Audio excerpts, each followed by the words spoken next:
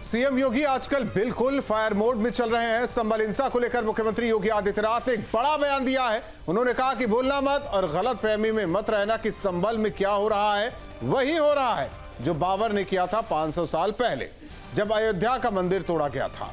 जो संभल में दंगाई कर रहे हैं, जो लोग बांग्लादेश में हिंदुओं के साथ अत्याचार कर रहे हैं, सबका डीएनए एक जैसा है। उन्होंने आगे कहा कि सब एक जैसे ही हैं, किसी गलतफहमी में मत रहना। सीएम योगी ने साथ साथ अपने अधिकारियों को निर्देश भी दिए कि हर जगह ऐसी सख्ती करो कि कोई अराजक तत्व खड़ा ना होने पाए।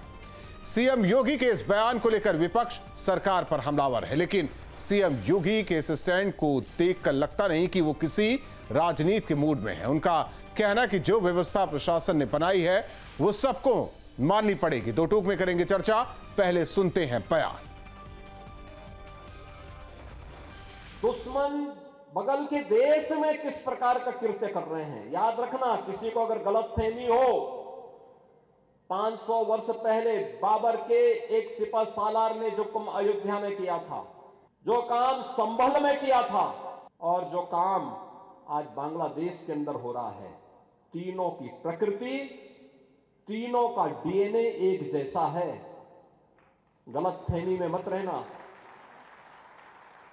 अगर कोई ये मानता है कि वो बांग्लादेश में हो रहा है, तो यहां भी बांटने वाले तत्व उनके लिए बेंट बन करके खड़े हो रखे हैं, पहले से खड़े हैं। वे समाज के सामाजिक ताने बाने को छिन्न भिन्न कर रहे हैं, सामाजिक एकता को तोड़ करके, आपको बांट करके फिर काटने का और कटवाने का पूरा इंतजाम भी कर रहे हैं। लेकिन मैं उनसे एक बार निवेदन करना चाहता हूं कि बार बार वो डीएनए की बात कर रहे हैं, डीएनए की बात ना किया करें। मैं आपके माध्यम से और बड़ी जिम्मेदारी से कह रहा हूं मैं कि वो डीएनए की बात ना करें, और अगर डीएनए की बात करते हैं तो मैं भी अपना डीएनए और हम सब लोग अपना डीएनए चेक कराना चाहते हैं। और मुख्यमंत्री जी, आप भी अपना डीएनए चेक करा दो। एक संत होकर के, योगी होकर के और भगवा पहनने के बाद उन्हें इस तरह की भाषा और इस तरह डीएनए की बात नहीं करनी चाहिए। और ऐसे में बड़े सवाल संभल पर छिड़ी लड़ाई कैसे बाबर तक आई। अयोध्या हो या संभल, एक जैसा बाबर मॉडल। हिंदुओं के बीच नहीं मतभेद, बाबर प्रेमियों का डीएनए एक। अयोध्या, संभल, बांग्लादेश, हिंदू विरोध का क्या है संदेश। संभल पर बयानबाजी हाई, डीएनए पर सियासत गरमाई। इन सवालों के साथ मेहमानों से करेंगे चर्चा। ओपी सिंह जी, प्रवक्ता बीजेपी, हमारे साथ जुड़े हैं। मेजर आशीष चतुर्वेदी जी, समाजवादी पार्टी के नेता। आचार्य एचएस रावत जी, हिंदू धर्मगुरु। फाजिल अहमद, मुस्लिम एक्टिविस्ट, हमारे साथ जुड़े हैं। आप सभी मेहमानों का स्वागत है। मेजर आशीष जी, देखिए, उन्होंने उदाहरण दिया बांग्लादेश का, और इसे इसलिए कह सकते हैं कि इस पर तर्क किया जा सकता है कि जब तक शेख हसीना को हटाया जा रहा था, तब तक वहां अल्पसंख्यक यानी कि हिंदू खतरे में नहीं थे। जैसे उनकी सरकार हटी, फिर आप स्थिति देख रहे हैं। मूवमेंट था सरकार के खिलाफ, आज मूवमेंट हो गया है हिंदुओं के खिलाफ। यही तो बातें कह रहे हैं कि कुछ लोग हैं जो सामाजिक ताना बाना छिन्न भिन्न करना चाहते हैं। जी, थोड़ी सी सिमिलैरिटी दोनों जगह दिख रही है कि धर्म का इस्तेमाल राजनीति के लिए वहां भी किया जाने लगा है और कुछ वर्षों से यहां भी किया जाने लगा है। एक समुदाय को हिंदुस्तान में टारगेट किया जा रहा है, एक समुदाय को बांग्लादेश में टारगेट किया जा रहा है। दोनों में काफी मिलती जुलती परिस्थितियां हैं। अब यहाँ ये भी समझने वाली बात है कि जब बांग्लादेश का जिक्र होता है तो उन हिंदुओं के साथ जो गलत हो रहा है, हम सब देख रहे हैं, गलत हो रहा है, नाइंसाफी हो रही है, पर क्या उसको रोकने के लिए जो लोग इन बातों का जिक्र करते हैं, क्या वो 4 कदम भी उसको रोकने के लिए कुछ कर रहे हैं? आज तक क्या उन लोगों ने कुछ किया? क्या देश की सरकार ने आज तक इसको यूएन में उठाया? क्या किसी डिवीजन को आर्मी के मूव किया है उस बॉर्डर पे कि प्रेशर बनाया जा सके कि वहां रोकना है हमें इन चीजों को? इस तरीके की कोई भी चीज नहीं की गई जिससे कि वहां रोका जा सके। वहां पे बॉर्डर पे बीच में हजारों लोग जमा भी हो गए थे कि हम लोगों को खोल दिया जाए बॉर्डर, हम लोग जो हिंदू हैं वहां जिनको बहुत ज्यादा दिक्कतें हो रही हैं वो क्रॉस कर सके, लेकिन सरकार ने बॉर्डर नहीं खोलने दिया। तो कहीं ना कहीं जब आप बात करते हैं तो पूरी तरह करिए। आधी अधूरी बात केवल राजनीतिक फायदे के लिए होती है कि देखो वहां ऐसा हो रहा है। अरे वहां ऐसा हो रहा है तो सरकार में तो आप हैं, आप नहीं बचाएंगे उनको तो कौन बचाएगा? सवाल यहाँ ये है। और बार बार ये बाबर प्रेमी करना, हिंदुस्तान में कौन है भाई साहब? मुझे एक नेता का नाम बता दीजिए जो कहे कि नहीं मैं बाबर प्रेमी हूं, किसी भी दल का हो, कोई नेता हो। मैंने तो आज तक नहीं सुना किसी ने कहा हो, है ना।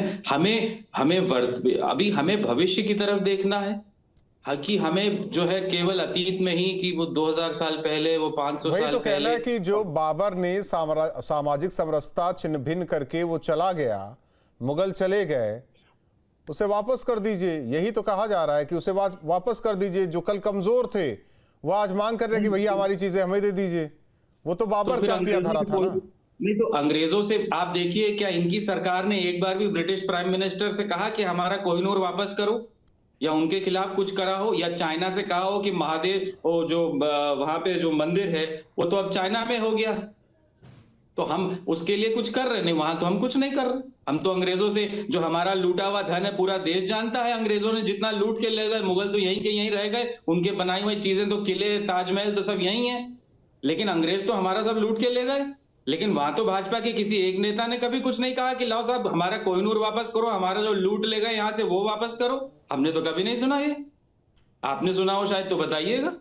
या चाइना से कहा हो कि हाँ भाई वहां दर्शन के लिए आपके वो आपको क्या लेना देना। ठीक है ओपी सिंह जी, दो चीजें हैं जो देश में उसकी बात ना कीजिए, चाइना से कहिए और ब्रिटेन से कहिए, और दूसरा कि बांग्लादेश में जो स्थिति वहां के अल्पसंख्यकों की है वही स्थिति हिंदुस्तान में अल्पसंख्यकों की है कि उनके धार्मिक स्थलों को तोड़ा जा रहा है, उनको निशाना बनाया जा रहा है, उनके घर में घुसकर लूटपाट किया जा रहा है, रेप जैसी वारदातें हो रही हैं, उनके घर को जलाया जा रहा है। वो स्थिति आज भारत में है जो वहां अल्पसंख्यकों पर अत्याचार हो रहा है, वैसा ही अत्याचार भारत में आज के टाइम में हो रहा है। ये मेजर आशीष चतुर्वेदी के मुताबिक।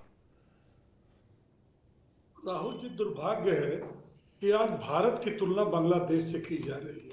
मतलब वो ऐसा कर रहा है जैसे कि वहां जिस तरह से लाखों लोगों को बेघर किया गया, हिंदू बहन बेटियों के साथ बलात्कार हुआ, खींच खींच करके मारे गए, वैसा ही भारत में हो रहा है। इनका कहने का मतलब ये है, देखिए जो आपका डिबेट का विषय है, योगी जी ने जो कहा वो सत्य प्रतिशत सही कहा। उन्होंने कहा है कि जैसा बाबर वैसा संभल और वैसा बांग्लादेश। ये बात सही है कि मुगल चले गए लेकिन अपने जीत कुछ अपने वंशज हिंदुस्तान में छोड़ करके चले गए, और ये बात सही है कि संभल और बांग्लादेश में ही नहीं, जम्मू कश्मीर क्यों भूल रहे हैं आप, पश्चिम बंगाल क्यों भूल रहे हैं, और देश नहीं दुनिया में जहां जहां आतंकवाद और जहां जहां उपद्रवी हैं उन सब का डीएनए एक है। और दूसरी बात राहुल जी, इनको संरक्षण प्रदान करने वाला, इनके लिए हाय तौबा मचाने वाला और इनके साथ खड़े होने वालों का डीएनए एक है, इसमें कोई दो राय नहीं। ये मैं तुकबंदी नहीं बता रहा हूं, मैं कहिए तो इसी डिबेट पर साबित कर दूं कि ऐसे भी लोग हैं जिनकी उत्पत्ति, जिस पार्टी की उत्पत्ति मुस्लिम तुष्टीकरण के लिए हुई और अब तक है। आप बताइए कि जो कुछ भी हो रहा बांग्लादेश में, इन्होंने तो पल्ला झाड़ लिया, कह दिया कि भाई वो आपकी सरकार है केंद्र में, जाइए वहां गोली चलाइए। करेगा कौन करेगा?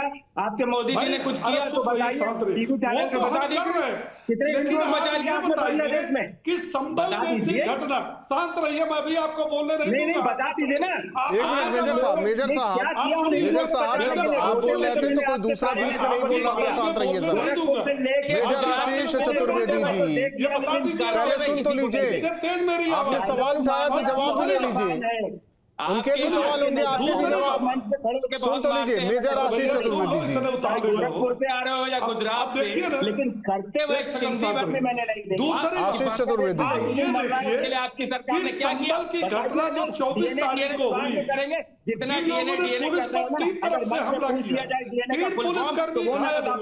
वहां पाकिस्तान के जो है वो क्या कहते हैं कि वहां जो है उसकी गोलियां मिली है, उसको संभल को लेकर के लोकसभा में पूरा सैफई खानदान, एक तरफ से राम गोपाल, एक तरफ से अखिलेश जी, यूपी में शिवपाल, कहीं डिम्पल यादव, कहीं धर्मेंद्र यादव, कहीं तेजपाल यादव। बचुआ अगर हिंदी समझ में आ तो जरा देश को बता दे, तुम्हारे योगी जी ने, मोदी जी ने बांग्लादेश के हिंदुओं को बचाने के लिए क्या किया। करना चाहता हूं राहुल जी, क्या किया? मैंने एक पहले बताओ कहा देश को। कि अखिलेश बांग्लादेश यादव में हिंदू मर रहे और हैं, ये क्या किया? पूरा समाजवादी हिंदुस्तान में पार्टी हिंदू मर रहा है, क्या मुस्लिम किया? तुष्टीकरण के कारण आतंकवादियों और उपद्रवियों के साथ है। ये ठीक। सेंटेंस मैंने कहा और मैं उसको कौन है मैं साबित आतंकवादी? करता हूं। फाजिल अहमद साहब, और फाजिल अहमद साहब, कौन है? नाम बताओ। फाजिल अहमद राहुल जी, साहब, नाम बताओ, आतंकवादी कौन है? ओपी सिंह? एक मिनट मेजर आशीष जी जरा शांत कह रहे रहिए। हैं ना कि इनका डीएनए आशीष चतुर्वेदी जी, एक minute. TV channel major Ashish ji, एक मिनट। फाजिल साहब, कह रहे हैं कि डीएनए। अरे देखिए बहस है तो सीधी सवाल करे, सीधा जवाब ले, मैं जवाब दूंगा। पहले बता दे आतंकवादी कौन है। दूसरा, ये सारे मुसलमानों को मार देना चाहिए इस देश के अंदर। क्या कहना चाहते हैं बताइए, क्लियर करिए, बिल्कुल साफ बोलिए। बोल रहे थे ना बाबर वाले कौन है? मुसलमान ही है ना? यही कहना चाहते हो ना? हिंदू भी है, यही कहना चाहते हो ना तुम?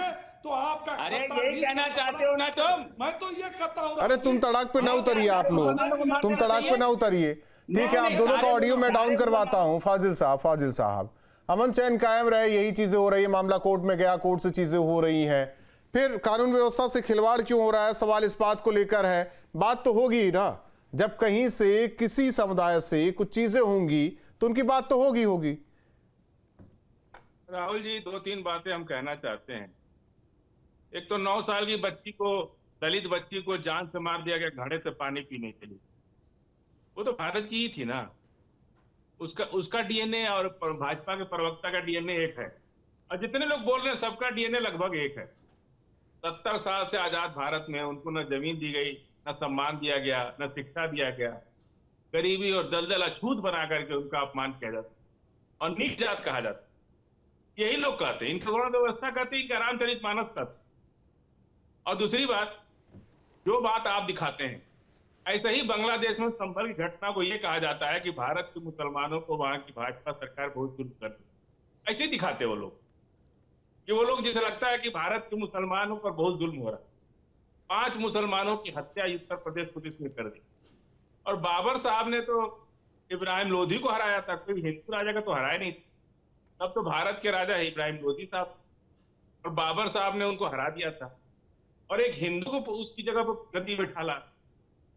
तो ये जो बार बार डीएनए की बात करते हैं, ये लोग आदिवासियों के दुश्मन, ये अछूत कहते हैं आदिवासी, उनको नीच कहते हैं, और छोटी जात के लोग कहते हैं। अरे छोटी जात क्या होती? आपने गरीब बना के रखा, इसलिए वो छोटी हो गए, गरीब हो गए।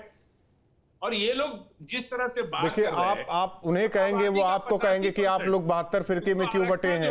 49% दे रहे हैं। नहीं, आपको भी कहा जाएगा आप 72 फिरकों में क्यों बटे हैं। आप जुलाहे को क्या समझते हैं, पसमानदा को क्या बगल में बैठाते। देखिए, ये कोई बात नहीं है। 85%। अब आप नहीं बोलने देंगे तो हम चुप हो सकते हैं, कोई बात नहीं, आप बोल लीजिए। आपका षड्यंत्र है ना ये, फिर बुलाया मत कीजिए। आप नहीं तो सुन लिया कि आप हमको डिस्टर्ब कर रहे हैं। या तो आप टाइम फिक्स कर दीजिए, झूठ साच जो अगर आपको झूठ साच अनर्गल बोलते रहिए, सब एक मिनट ओपी सिंह जी, फाजिल साहब को सुनने दीजिए। है फाजिल साहब या चले गए आप? डिबेट भी ऐसे ही करते आचार्य एच.एस. रावत जी, ये सब जो मन में आएगा वही बोलेंगे, सवाल ना कीजिए इनसे। देखिए, सबसे बड़ी बात यह है राहुल जी, जब बात नहीं होती है ना, जब अपने सिर पे आके पड़ती है ना, तो फिर ये दलितों की बात करते हैं, आदिवासियों की बात करते हैं। दलितों के साथ क्या अत्याचार किया है इन लोगों ने, ये नहीं बताते। ये दलितों को क्या क्या सजाएं दी इन लोगों ने, ये नहीं बताते। दलितों को किस प्रकार से धर्म परिवर्तन कराया इन्होंने जबरदस्ती, ये नहीं बताते। पाकिस्तान के अंदर दलितों का क्या हाल है वो नहीं बताते। सियाओं को किस प्रकार से बम से उड़ाते हैं ये वो नहीं बताते। यानी इनकी सोच ये है कि हिंदू धर्म के अंदर फूट डालो और उनको कन्वर्ट करने की कोशिश करो, ये इनकी सोच है। अभी मैं मेजर साहब को सुन रहा था, मेजर साहब कह रहे थे कि यहाँ कोई बाबर का आदमी नहीं है, उनसे कोई लेना देना नहीं है। मैं बताना चाहता हूँ मेजर साहब, आप तो बड़े क्वालिफाइड आदमी हैं, अगर यहाँ कोई इनका लेना देना नहीं है तो ये फलस्तीन के नारे क्यों लगाते हैं, जय फलस्तीन? फलस्तीन इनका रिश्तेदार है क्या? ये हिंदुस्तान के अंदर जो लोग रहते हैं मुसलमान, इनका फलस्तीन रिश्तेदार है या इनका डीएनए फलस्तीन का है? और फिर आप देखें AMU यानी अलीगढ़ मुस्लिम यूनिवर्सिटी में अगर कोई वहां हादसा होता है तो वो हमास के साथ में ये खड़े हो जाते हैं, वहां पर दूसरे लोगों के साथ खड़े हो जाते हैं। तो इसका मतलब ये रहा कि पार्लियामेंट पर अटैक ये लोग करवाते हैं, वहां के आतंकवादियों को यहाँ के संरक्षण ये लोग देते हैं। तो देश के अंदर किस प्रकार से बम विस्फोट किए, बंबई ब्लास्ट किस प्रकार से इन्होंने किए, किस प्रकार से पार्लियामेंट पर अटैक किया, तो ये अगर इनके अंदर इस प्रकार का डीएनए नहीं है तो करते ही क्यों है? यानी देश के साथ गद्दारी करते क्यों है ये? और फिर जब अगर कोई हादसा अगर वहां हो रहा है, फलस्तीन के अंदर हो रहा है, इजराइल के अंदर हो रहा है, वहां पे हो रहा है, तो दर्द इनके पेट में क्यों उठता है?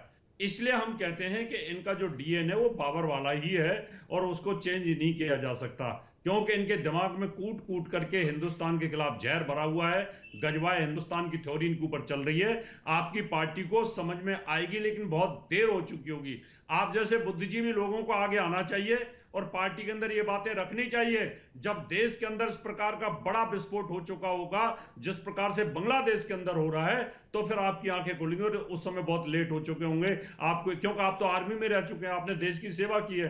तो मुझे लगता है आपको इन सब चीजों की नॉलेज होनी चाहिए, क्योंकि इनको बड़ी तकलीफ वहां पे होती है, क्योंकि यहां अभी कोई हिंदुस्तान में कोई अपोजिशन की पार्टियों ने बोलने की इतनी हिम्मत नहीं की है, कोई बांग्लादेश को इस प्रकार की धमकी नहीं दी है जिससे वो रोकने की कोशिश करें। अगर मुसलमान ये कहना शुरू कर देते तो उनकी ये हिम्मत है कि वो मुसलमान हिंदुओं के साथ इस प्रकार का अत्याचार करते, बलात्कार करते। और आरोप ये लगाया जा रहा है कि हिंदुस्तान के अंदर मुसलमानों के साथ हो रहा है, वही वहां बांग्लादेश के अंदर हो रहा है। मुझे लगता है ये बहुत गलत है। हिंदुस्तान में जितना मुसलमान सुरक्षित है पूरे वर्ल्ड में कहीं पर भी नहीं है।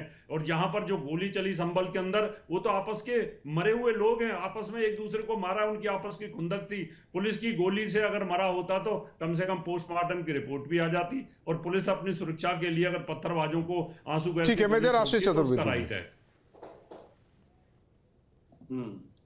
पहला आपका सवाल था पैलेस्टाइन पे। रावत जी, मैं आपको बता दूं, आपकी शायद जानकारी में नहीं है कि देश की जो सरकार है वो पैलेस्टाइन के साथ है उस मुद्दे पे। ये ऑफिशियल स्टैंड है इंडियन गवर्नमेंट का। तो जब भी आप कहें कि कोई पैलेस्टाइन का समर्थन कर रहा है और आप उसको खिलाफ समझ रहे हैं, तो फिर आप जो देश में जो देश की सरकार है उसके भी खिलाफ बोल रहे हैं। ये आपको जानकारी में होना चाहिए कि हमारा जो ऑफिशियल स्टैंड है, हम बोला था ना ओवैसी साहब ने फिलिस्तीन के जयकारे लगाए थे।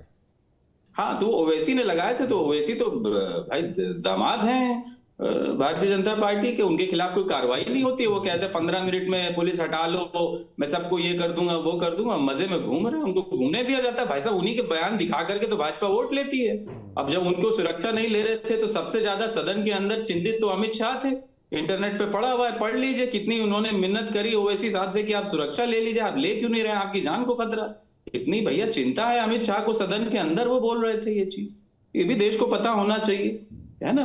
तो ओवैसी के खिलाफ कोई कार्रवाई हो रही है? नहीं हो रही है। हम तो कब से कह रहे हैं कि ऐसे आदमी के खिलाफ कार्रवाई होनी चाहिए, ओवैसी जैसे खिलाफ, लेकिन कहाँ हो रही है साहब। दिखाना तो वही है ना कि ओवैसी ऐसे बोल रहा है, देखो हिंदुओं एक हो जाओ, देखो ये ओवैसी। लेकिन फिर अगर आप ओवैसी को बंद कर देंगे तो बोलेगा कौन ये सब? तो लेकिन ये सब दिखा रहे, देखो अखिलेश हिंदू एक हो जाओ, ओपी सिंह की पार्टी ना, हिंदुस्तानी एक हो जाओ साहब। और जो भी पढ़ा लिखा आदमी है ना, वो यही कहेगा हिंदुस्तानी एक हो जाओ, क्योंकि अब एक होने की और ज्यादा जरूरत होगी। आज भारतीय जनता पार्टी को और बधाई दे दें कि अब से जीएसटी जो है वो 35% कर दी गई है। जीएसटी काउंसिल ने फैसला ले लिया है कई चीजों पे, अब 35% आप टैक्स देंगे।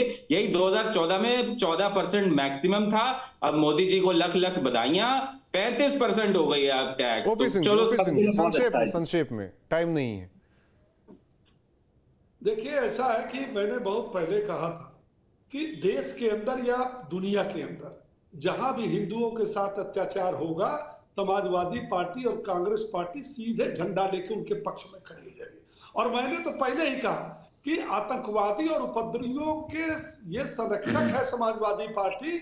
इस पर आशीष जी को पीड़ा हुई। एक तो ये जान लीजिए 2012 कौन है आतंकवादी, बताओ ना, नाम ले लो ना। राहुल गांधी आतंकवादी है, अखिलेश यादव आतंकवादी है, कौन है आतंकवादी बताओ ना, नाम लीजिए। ओपी सिंह सीधे बोलिए कि ये नेता आतंकवादियों से मिला, बोलिए ना, बोलिए ना, नाम लीजिए। कौन है? राहुल गांधी आतंकवादी है? आतंकवादी है राहुल गांधी? कौन है आतंकवादी? बताओ ना, नाम लो भाई, सीधे बोलो ये आतंकवादी है। और फिर मैं आपको बताऊंगा कि आतंकवादियों को समर्थन कौन सी पार्टी के कहां नेता कर रहे थे। अगर आप डिबेट करने की हिम्मत रखें तो मैं बता दूंगा, वो भी बता दूंगा। बहुत सी जानकारी है मेरे पास, सैकड़ों राम भक्तकार सेवकों पर, लेकिन वो जानकारी चैनल पे आ जाएगी। ऐसी जानकारी हमने सार्वजनिक कर दी। चुप कराइए, इनका हाजमा जरा शुद्ध कर दीजिए, इनको चुप कर। चलिए, आप तीनों मेहमानों का बहुत बहुत धन्यवाद हमारे साथ जुड़ने के लिए।